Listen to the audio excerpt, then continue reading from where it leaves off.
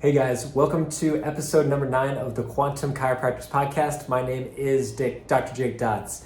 Today we are talking about a super important idea because we've been talking about energy is so critical to go through the healing process for health and healing in general, and it's one of those things that's very underrated.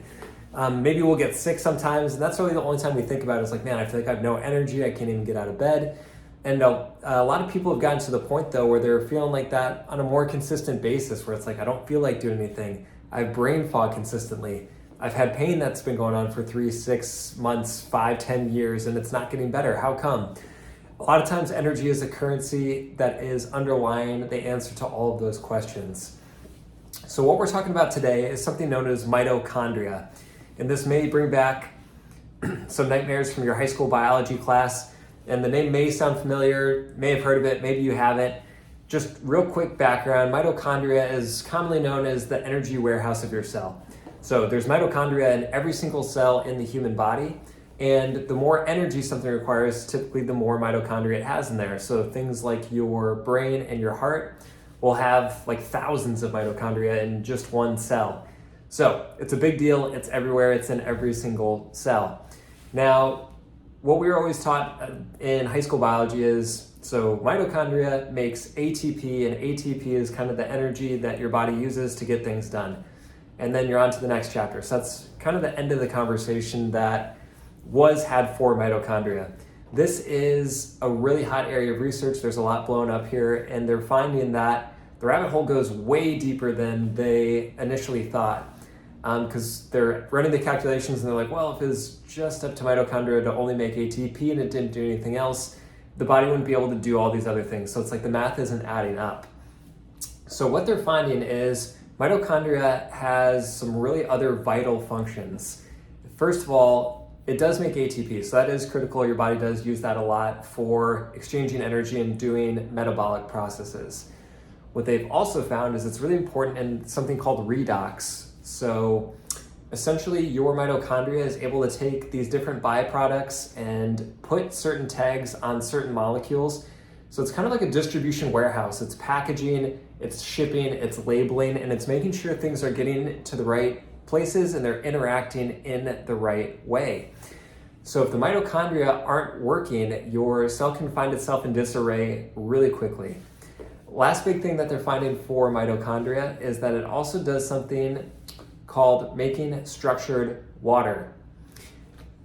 Now, everyone thinks water is H2O, and again, that's what we're always taught, and of course that is one of the forms of it. Your body actually uses a different chemical structure of water. So H3O2 is called structured water. So it's a configuration of multiple water molecules coming together, sharing electrons, and essentially it operates as a super efficient battery pack within the body. And we'll be talking more about this, but the body uses electrons as its true energy currency. So when work is getting done, when energy is being distributed throughout the body, it's happening through electrons, and structured water is the most efficient way to pass electrons in the body because of the way that it's set up. And so if your mitochondria are not producing structured water correctly, again, a bunch of things come up, and brain fog, not feeling like you have the energy to do things you want to do, feeling thirsty all the time. These are big things that can come up if the mitochondria isn't functioning correctly. Now the problem is, for a lot of people, the mitochondria are in a state where they are not functioning correctly. So essentially your mitochondria have 2 basic programs that can run. They have their production mode. So when they're feeling happy, when they're feeling good, they're doing what they want to do, they're doing what they're supposed to do. The other mode they have is protection. So if the mitochondria are feeling threatened, if they're feeling like they're not getting what they want to, if the nervous system is stressed, there's a bunch of ways this happens, but your body gets put into this protection mode and the mitochondria start bunkering up. They become way less efficient. They stop putting out energy. They're not tracking and doing that redox signaling like they're supposed to, and it's not making structured water correctly.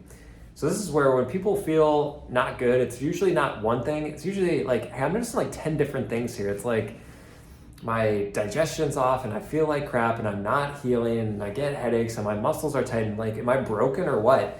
And if the major systems that support your body's healing and health are not in line, a lot of things are going to fall off track. And again, mitochondria is a really big piece of that. So a couple things that will interact and affect the mitochondria, a lot of us, especially for the lives that we live in today's day and age. One, a lot of us are stressed. So sometimes there's techniques that we can find to help us with that. Just sometimes recognizing that is a layer that's affecting your health can be really important. So if you're feeling stressed on a consistent basis, any steps you can take towards awareness or finding tools that can help calm yourself down can go a really long way. Another thing is our artificial lighting that we use. So we've talked about this in previous episodes, but the blue light from our electronics, LED lights that we're using, they're a really intense light that has a tendency to put our body in a more stressed state. So it kind of fries up the nerves and it really activates cortisol and gets the mitochondria in that protection mode.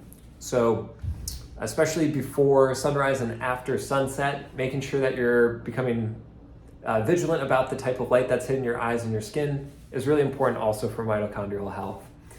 The flip side of that coin is we're not getting outside a whole lot, so the mitochondria also take a lot of cues from natural sunlight, and we're not really getting outside at certain points during the day, and we're not outside a whole lot. So if you can get out into more natural sunlight to help reset the mitochondria, that's another really awesome way to go. So last thing is a lot of people do actually have a lack of electrons in your body, so the mitochondria factory is kind of waiting for electrons to come through, and for a lot of people, there's not the gas in the tank, so to speak. We've talked about this in a previous episode as well, but grounding is an excellent way to restore, reset, re-energize your system and get electrons back in there. So big takeaways from today, our mitochondria are a huge part of your health and your healing. A lot of people are in that stress state, and there's multiple layers that you can work on to help start peeling that back. So we're going to continue to build on this foundation, but I wanted to give you that framework and the understanding of how important the mitochondria are. So looking forward to talking to you in future episodes and making sure we can keep that health moving forward in the right direction. Thanks, guys.